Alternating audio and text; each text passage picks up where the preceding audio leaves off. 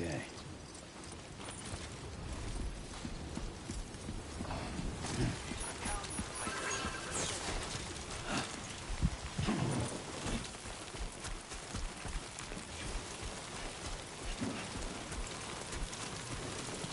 Disengaging weapons restrictions. Take care, Sam.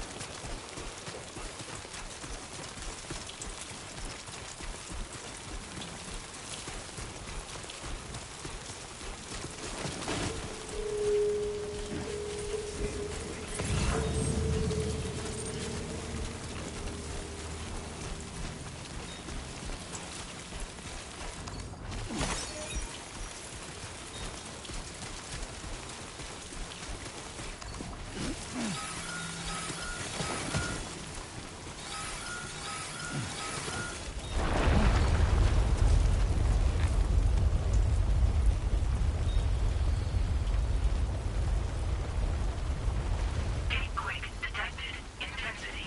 G-scale. 6.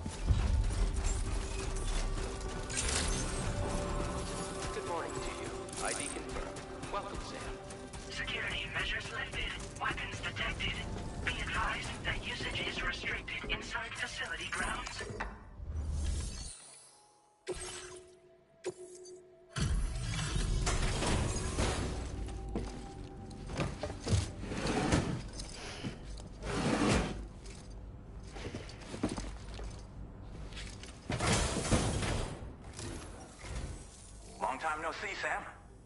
Though, having said that, I realize you probably don't recognize me like this.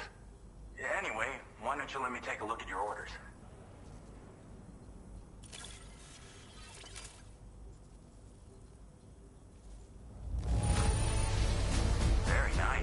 Very nice indeed. One glance is all I need to tell it's in great condition. Oh, picked up some lost cargo, I see. We never doubted you'd show. Reliable as ever. A man you can count. We're ready for you to link us up with your Cupid. Once you do, you'll have fulfilled...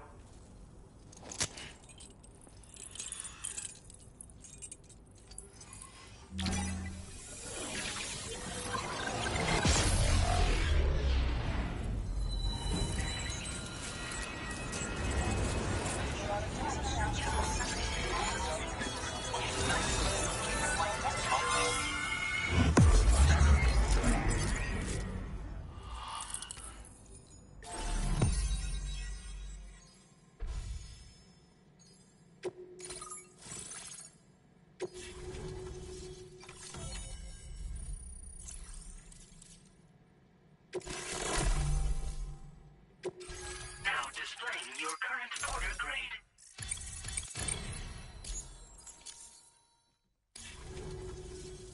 So, Sam, don't suppose you remember who I am? The name's Alex. I used to work at the weather station back in the UCA. I was a Bridges employee, reporting directly to Deadman. So, when I was offered the opportunity to collaborate with him here, studying the Death Stranding and BTs, I jumped at the chance, and here I am. And now, you're here too. You actually couldn't have come at a better time. Shortly before your arrival, chiral density levels started to climb, hitting significantly higher ranges than before. This kind of spike is indicative of an imminent giant BT appearance. I've shared with you some MP bullets that should be very effective against BTs. Because if a giant BT is on the way, then we're gonna need you to put it down.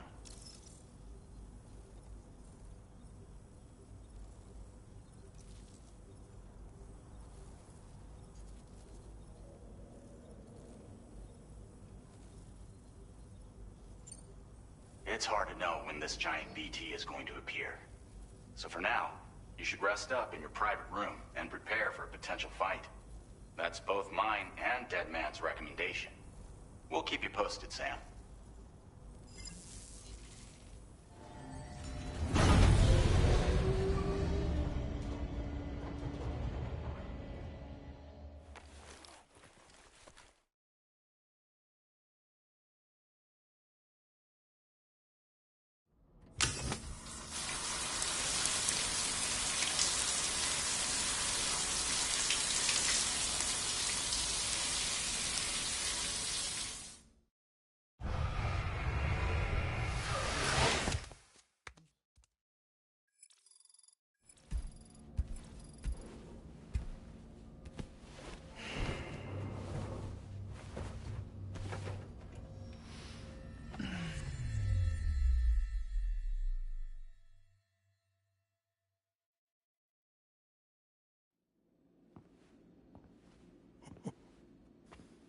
It's been too long, Sam.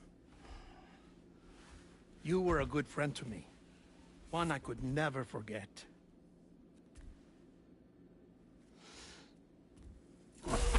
Which is why I took steps to ensure that this message would only play upon your arrival. The sensors were set to scan for your biometric data. A simple enough trick.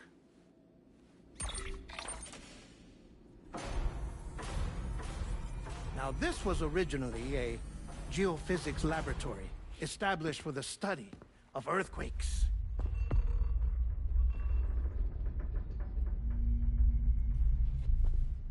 And for that reason, it holds a wealth of documentation on gatequakes, tar currents, and placates. As well, I discovered, as research data on the other side. Now, what I'm about to tell you, I learned after I came to this place.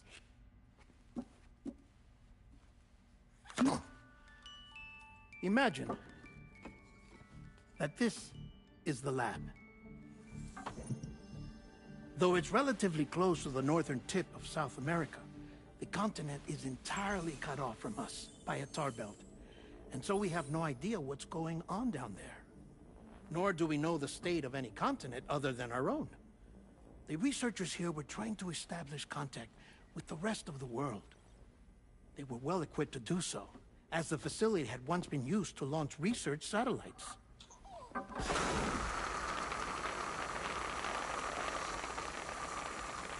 So they tried launching a variety of probes and drones in the hope of obtaining observational data, with no success. The Earth, you see, is shrouded in a thick layer of chiralium that renders electronics inoperable at altitude. So they tried sending ships across the ocean. Oh, yes. Oh, but that failed too. The high concentration of chiralium in open water proved too corrosive, invariably causing them to sink. But then the researchers found some rather rare birds on their doorsteps. Birds not native to the region. Nice birdie, nice birdie.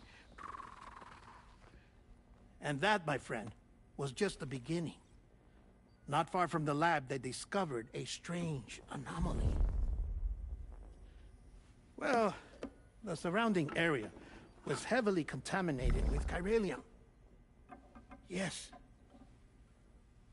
This is beautiful. The researchers would later dub the anomaly a plate gate.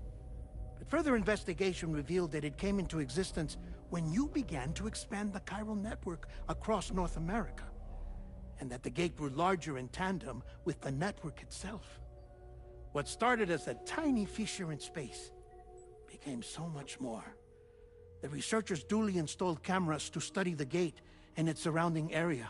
Now, to their surprise, they caught footage of some unusual marsupials. Yes, a kind you wouldn't expect to normally encounter in Central America, like the birds. But to confirm their suspicions,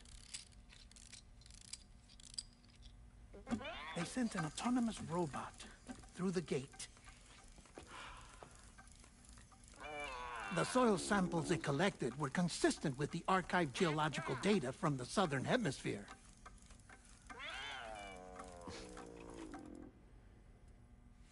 Not long after, several men and women came through the gate. They spoke English, and they confirmed that they had indeed come from far away.